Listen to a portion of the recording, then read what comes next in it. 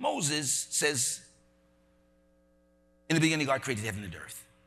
John comes along and says, Moses, look, I don't want to argue with you, fight with you, and so on and so like that, but you're not totally correct. In the beginning was the Word. And the Word was God, and the Word was with God, and the same was in the beginning with God. You know the story, right? Was is mentioned, I think, 17 or 18 times. In the beginning was the Word was God, and the Word was with God, and all things was made by him, and without him was not anything made that was made. In him was life, and his life was the light of the world that shined in darkness, the darkness comprehended, and the whole piece there. Moses in Psalms 90 gives his testimony of repentance. In Psalms 90, Moses says to John, I didn't agree with you when you were talking, but as I grew in God, I found out that you were right. And this is what Moses writes in Psalms 90. This is a psalm of Moses. He says, Lord, thou hast been our dwelling place, watch this, in all generations. Before the mountains were brought forth, or even before thou hast formed the earth or the world, from vanishing point, from everlasting to everlasting, vanishing point to vanishing point, thou art God. It's an apology.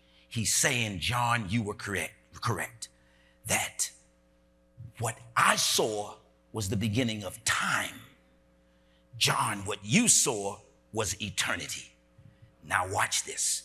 In eternity, when God is moving around in eternity, he has no concept of time, because in eternity, there is no time. Whatever happens, happens, and continues to happen and never stops happening. It's eternity. And under the heavens is time. And everything here on earth, when you say forever, that's just a cliche, because ain't nothing in time forever.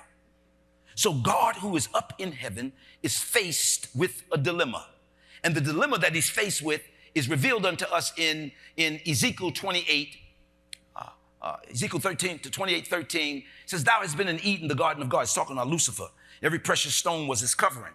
And he begins to share how the splendor of Lucifer was, but Lucifer came down in the earth. And when he came down in the earth in a timely element, he went back up to eternity. And whatever he took out of time, when he goes into eternity, it never stops.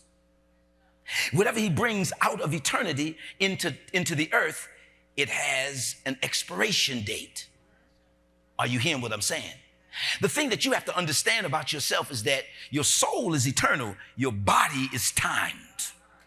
Ooh, I thought that was a powerful word right there.